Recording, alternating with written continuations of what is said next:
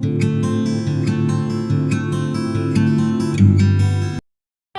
Guys, welcome to also farmer tutorial again. तो जैसे कि आप लोगों को पता है कि आज मैं स्टार्ट करने जा रही हूँ microbiology unit first.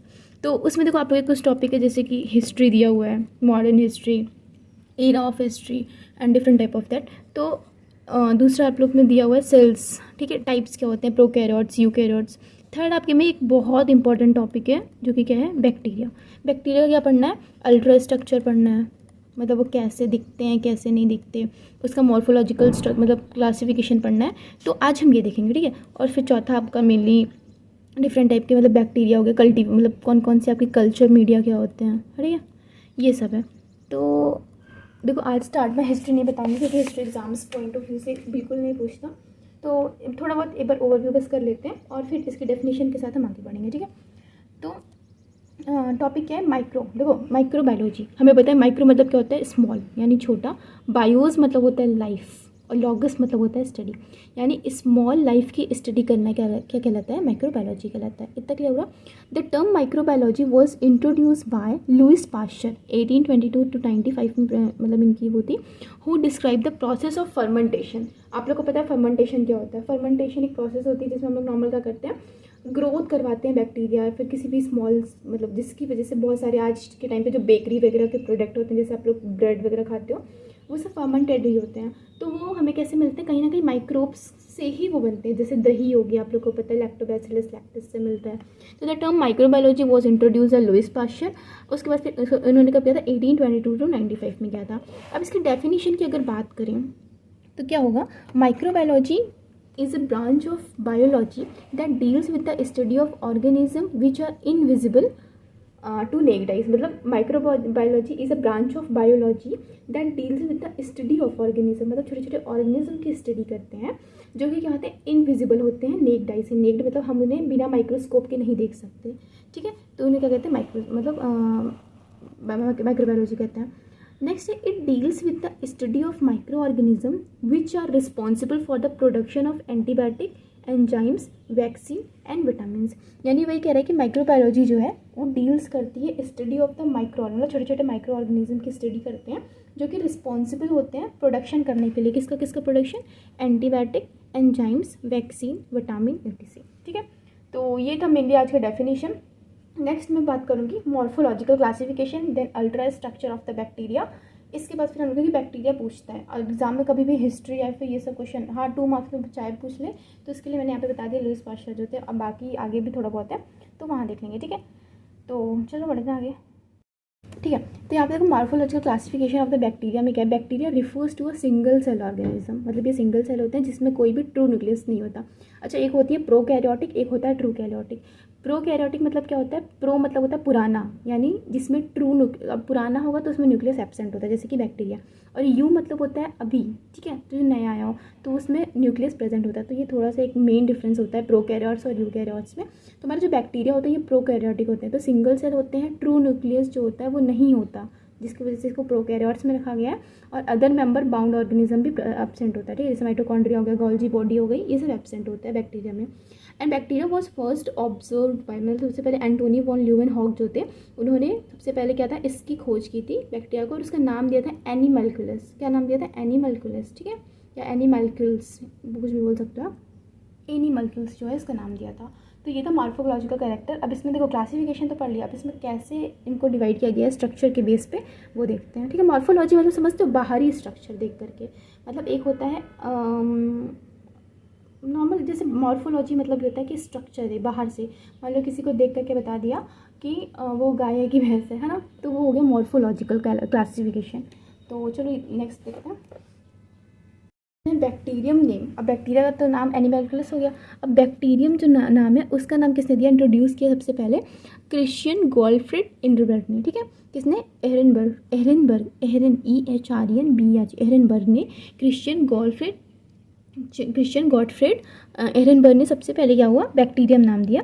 And mainly ये कौन सी फैमिली से बिलोंग करता है, मोनेरा फैमिली से, ठीक है। मोनेरा फैमिली जो होती है, आप लोगों ने पढ़ा होगा, सीलेंट्रेटा, इकाइनोडर्मेटा, मोनेरा, ये सब आप लोगों ने पढ़ा होगा क्लासिफिकेशन के टाइम बायोलॉजी में 12th में। तो वहाँ पे मेनली बैक्टीरिया जो होता है वो मोनेरा फैमिली से बिलोंग करता है। इतना हो गया। नेक्स्ट अब देखो क्लासिफिकेशन में सबसे पहले आता है कोकाई। कोकाई आप लोगों को पता होगा, कोकाई का मतलब नॉर्मल अगर बात करें तो क्या होता है, गोला गोला। कोकस मतलब होता है स्फेरिकल, ठीक है। मान लो कोई स्ट्रक्चर बैक्टीरिया का ऐसे है तो उसको वो किसकी फैमिली में आ जाएगा, कोकाई की आ जाएगा। तो इसी को बोलते हैं ग्रेन और सीड जैसे होते हैं, आर द स्फेरिकल और ओवल शेप मतलब गोल होते हैं। एंड माइक्रो कोकाई जैसे कि कोकाई दैट अकर सिंगली, आप लोग को दिख रहा है यहाँ पे सिंगली।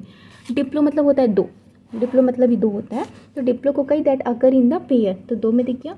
स्ट्रेप्टो कोकाई मतलब that occur in a chain, दिख रहा है आप लोग को, चेन में प्रेजेंट है, ये देखो चेन में, तो होता है स्ट्रेप्टो कोकाई। स्टेफाइलो मतलब होता है cocci that occur in a bunches. Staphylo देखो स्ट्रेप्टो, तो ट्रैप्टो मतलब याद रखना ट्रैक्टर, ट्रैप्टो से याद रखना ट्रैक्टर। तो याद रखना कि वो चेन के फॉर्म में होती है, मतलब चेन मतलब इन द सेंस वो एक देखते हो जब एक ट्रैक्टर जाती है तो उसके पीछे भी दूसरी ट्रैक्टर, फिर तीसरी ट्रैक्टर बोले या ट्रक जो भी अलग अलग होती है। तो स्ट्रेप्टो कोकाई एक नॉर्मल बता रही हूँ, तो चेन जैसा होगा। और स्टेफाइलो तो बंच हो गया, ठीक है, फाइलो। नेक्स्ट है टेट्राड मतलब चार जो होता है, चार के ग्रुप में होते हैं तो टेट्राड। सार्केसी जिसे सार्सिनी भी बोलते हैं, जो ऑक्टाड होते हैं यानी 8 के ग्रुप में अगर वो प्रेजेंट होते हैं, दिख रहा है आप लोग को 8 के ग्रुप में। तो नॉर्मल लिखना कैसे है देखो, माइक्रो मतलब सिंगल, डिप्लो मतलब दो, स्ट्रेप्टो मतलब क्या होता है, ट्रैप्टो मतलब ट्रैक्टर यानी चेन, स्टेफाइलो मतलब क्या होता है बंच के फॉर्म में, टेट्राड मतलब हो गया क्या, चार के फॉर्म में, और सार्सी जिसे सार्सिनी बोलते हैं ऑक्टाड के फॉर्म में होते हैं, 8 के फॉर्म में, ठीक है। तो ये था मेनली फर्स्ट हमारा क्या, कोकाई।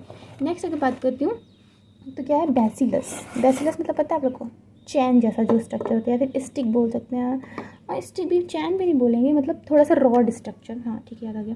देखो दीज आर द रॉड और स्टिक शेप सेल, मतलब रॉड की तरह होती है थोड़ी थोड़ी रॉड, मतलब कैसे बताऊँ,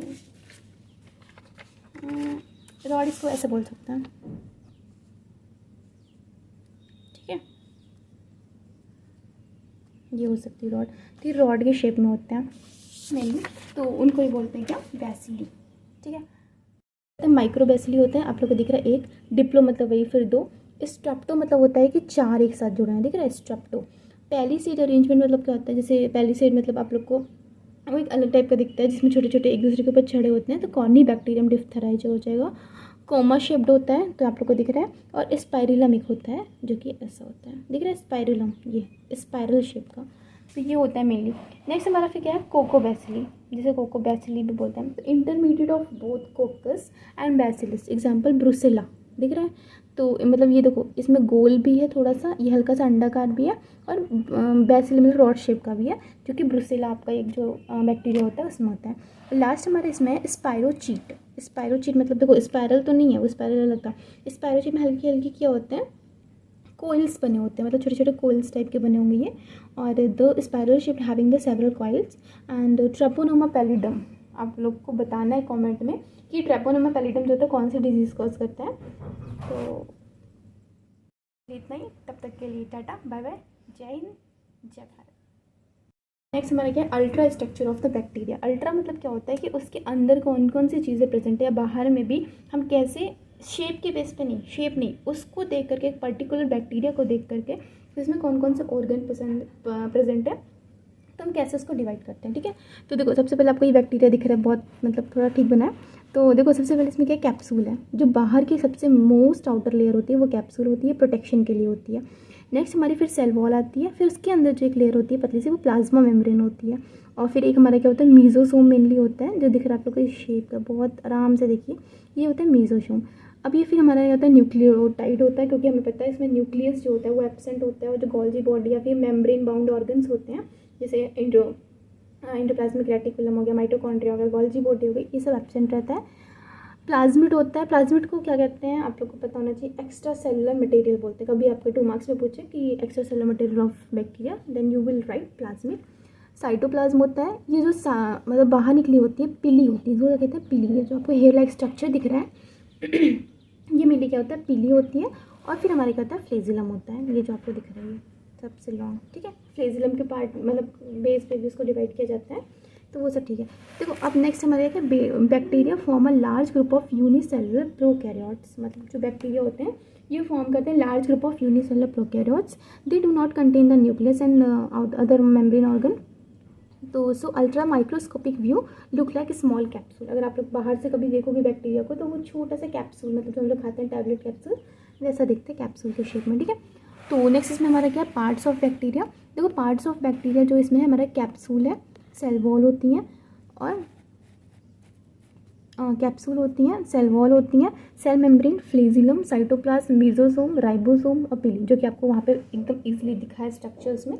उसको आप लोग को थोड़ा थोड़ा पढ़ना है और लिख करके अगर एग्जाम में आता है क्वेश्चन तो पूछना है, ठीक है। तो मतलब आप पूछना है तो लिखना है, ठीक है। पहले हमारा क्या कैप्सूल, देखो मैंने बताया कि आउटर लेयर होती है, तो it is the outer most thick slipper structure, it is rigid and flexible होती है and protect the cell against temporary drying. मतलब कोई बाहर की मान लो बाहर का इन्वायरमेंट टेम्परेचर जो है वो क्या है, बहुत ड्राई है, मतलब सूखा हुआ है, बहुत ऐसे ह्यूमिडिटी कम है, तो वो ड्राई ना हो जाए बैक्टीरिया, उसकी वजह से प्रोटेक्ट करता है एंड ब्लॉक करता है attachment of the bacteriophage. Bacteriophage का मतलब क्या होता है कि वो जो कि बैक्टीरिया को क्या करता है, किल करता है। तो कैप्सूल उससे अटैच नहीं, मतलब अटैच नहीं होने देगा उसको बैक्टीरिया की वॉल पे कैप्सूल। तो मान लो कि जैसे कि एक शॉट में देखते हैं, देखो मान लो हमारे क्या है, ये बैक्टीरिया है, ठीक है। अब ये हमारी आउटर लेयर क्या है, इसकी कैप्सूल है जो आपको दिख रहा है, ये क्या है, कैप्सूल है। अब ये जो कैप्सूल है, अब मान लो हमारे पास क्या है, कोई भी हम लोग ड्रग दे रहे हैं, drug in the sense antibiotic वगैरह कुछ भी दे रहे हैं, ठीक है, मान लो ये ड्रग है। अब ये क्या करेगा, जा करके पहले सबसे इसी पे तो अटैक करेगा। अब जब इस जो कैप्सूल है जब इसको अटैच ही नहीं होने दे रही है तो क्या हो जाएगा, ये अटैच ही नहीं होगा, तो बैक्टीरिया फेज जब अटैच नहीं होगा तो बैक्टीरिया डेथ नहीं होगी, तो उसकी वजह से उसका ग्रोथ जो होगी उसकी वो बढ़ेगी, ठीक। तो ये था कैप्सूल। नेक्स्ट इसमें सेल वॉल है, तो it is a rigid structure surrounding the plasma membrane. आप लोग को पता था पहले क्या होती है, अगर बाहर से अंदर की हो जाएंगे तो सबसे पहले कैप्सूल होती है, फिर हमारी क्या होती है, सेल वॉल, फिर प्लाज्मा मेम्ब्रेन। प्लाज्मा मेम्ब्रेन को ही सेल मेम्ब्रेन कहते हैं। तो रिजिड मतलब बहुत टाइट स्ट्रक्चर होता है जो कि प्लाज्मा मेम्ब्रेन के बाहर होता है। It give the shape of the cell. जैसे हमारे में क्या होता है, अगर मान लो कंकाल जो है यानी जैसे स्केलेटन कहते हैं, अगर वो नहीं रहेगा तो हमारी बॉडी बहुत ऐसे लुंज पुंज रहेगी, मतलब कुछ नहीं रहेगा, ऐसे स्ट्रेट नहीं रहेगी। तो उसी तरह हमारा जो सेल वॉल होता है वो भी शेप देता है किसको, बैक्टीरियल सेल को, और प्रिवेंट करता है सेल को फ्रॉम ब्रस्टिंग, मतलब फटने से, कोई भी सेल फट नहीं पाती।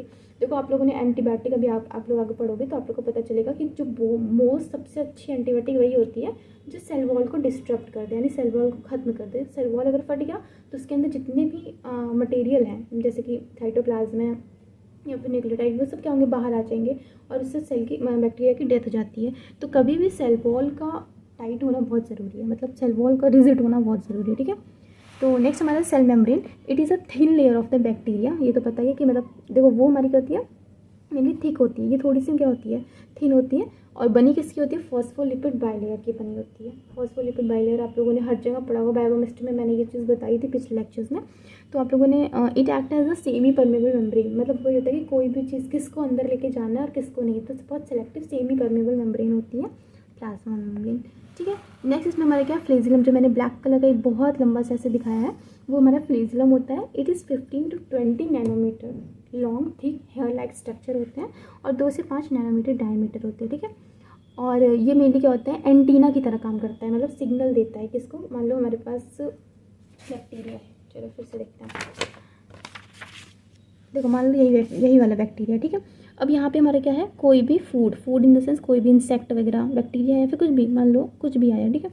तो अब यहाँ पे जो फ्लैजिलम लगा हुआ है, मान लो यहाँ पे लगा, ठीक है, ये फ्लैजिलम तुरंत एक्टिवेट करता है इस बैक्टीरिया को कि फूड आया है, और ये जा करके इसको क्या करता है, इंगल्फ करता है, ठीक है। तो मेनली ये बैक्टीरिया जो होता है ऐसे काम करता है, फ्लैजिलम की हेल्प से फूड को खाता है। और साथ साथ में फ्लैजिला का मेन काम होता है लोकोमोशन, याद रखना कि लोकोमोशन मतलब एक जगह से दूसरी जगह पहुंचाना, बैक्टीरिया को जाने में भी काम करता है। और मेनली किसका बनता है, फ्लैजिलिन प्रोटीन प्रेजेंट होती है फ्लैजिला में, ठीक है। तो इतना था। और नेक्स्ट बात करें साइटोप्लाज्म की, तो देखो साइटोप्लाज्म जो होता है less develop nucleus, so it called the nucleotide या फिर न्यूक्लियोटाइड बोलते हैं इसी को। और nucleotide contain the 60% DNA, 30% RNA और 60% क्या होती है इसमें, प्रोटीन होती है। नेक्स्ट में फिर है mesosome, it is slightly present inside the cell. जो मेसोसोम होता है ये सेल के अंदर प्रेजेंट होता है, और ये मेनली इसका फंक्शन याद रखना क्या होता है, मेसोसोम जो होता है ये मेनली सरफेस एरिया जो होता है उसको बढ़ा देता है। मतलब मैंने आप लोग को दिखाया था इसमें कि मान लो ये हमारी बैक्टीरिया सेल है, अब इसमें मेसोसोम आप लोग को दिखाया था कुछ इस शेप का था, मतलब थोड़ा सा घूमने वाले शेप का था। तो ये इंक्रीज़ कर रहा है क्या, सरफेस एरिया को, और जब सरफेस एरिया बढ़ेगा किसी भी उसका, तो वो जितना ज़्यादा सरफेस एरिया उतना ज़्यादा एरोबिक रेस्पिरेशन। एनारोबिक और एरोबिक मतलब पता है आप लोग को, एरोबिक मतलब ऑक्सीजन के प्रेजेंट में एरोबिक, और एनारोबिक मतलब ऑक्सीजन के एब्सेंट में। तो नेक्स्ट हमारा ribosome, it help in protein synthesis first, and 70 type ribosome जो होता है मेनली प्रेजेंट होता है कहाँ पे, बैक्टीरिया में। ठीक है, नेक्स्ट हमारा लास्ट है इसमें pili, it is a small thin 8 to 10 hair structure होते हैं। पिली मतलब जो छोटे छोटे आप लोग को साइड साइड में दिखाया था मैंने वो। It help to attachment of the bacteria with outer bacteria, आप लोग को स्ट्रक्चर में दिख रहा होगा एक बार, तो bacteria, and also help in the transfer of the genetic material. मतलब मेनली इसको बोलते हैं एक हिसाब से कि रिप्रोडक्शन जो होता है उसके लिए इंपॉर्टेंट होता है पिली। कॉन्जुगेशन, आप लोग में एक बैक्टीरिया में एक रिप्रोडक्शन होता है जिसको कॉन्जुगेशन रिप्रोडक्शन बोलते हैं, उसमें पिली जो होता है उसकी हेल्प से होता है। मान लो जैसे कि ये एक बैक्टीरिया है और एक ही बैक्टीरिया है, क्योंकि सब में पिली लगा हुआ है छोटा छोटा, कुछ इस टाइप से। ठीक है, अब देखो अब कोई भी जेनेटिक मटेरियल ट्रांसफ़र करना है तो मान लो ये दोनों आपस में क्या करेंगे, कांटेक्ट करेंगे, और कांटेक्ट करने के बाद इसका जेनेटिक मटेरियल इसमें या फिर इसका जेनेटिक मटेरियल इसमें ट्रांसफ़र हो जाता है। तो मेनली कॉन्जुगेशन प्रोसेस के थ्रू जो होता है हमारा पिली जो होता है वो पिली की हेल्प से कॉन्जुगेशन प्रोसेस होती है, जिसकी वजह से सेक्सुअल रिप्रोडक्शन या फिर नॉर्मल बोल सकते हैं रिप्रोडक्शन जो होता है वो किसी भी बैक्टीरिया में होता है। तो अगर पिली नहीं रहेगी तो पहली बात तो रिप्रोडक्शन नहीं हो पाएगा, दूसरा फ्लैजिला नहीं रहेगा तो लोकोमोशन नहीं हो पाएगा। राइबोसोम प्रोटीन सिंथेसिस, ये इंपॉर्टेंट है कि 70 टाइप का राइबोसोम जो होता है वो प्रेजेंट होता है। तो आज की वीडियो में इतना ही। आई होप आप लोग को चीज़ें समझ आएगा। कोई भी डाउट हो तो कमेंट सेक्शन में पूछिए। नेक्स्ट टाइम हम पढ़ेंगे मेनली कल्चर मीडिया क्या होता है, ठीक है, और टाइप्स ऑफ कल्चर मीडिया, क्या क्या कल्चर मीडिया किस चीज़ से बना होता है। तब तक के लिए टाटा बाय बाय, जय हिंद जय भारत।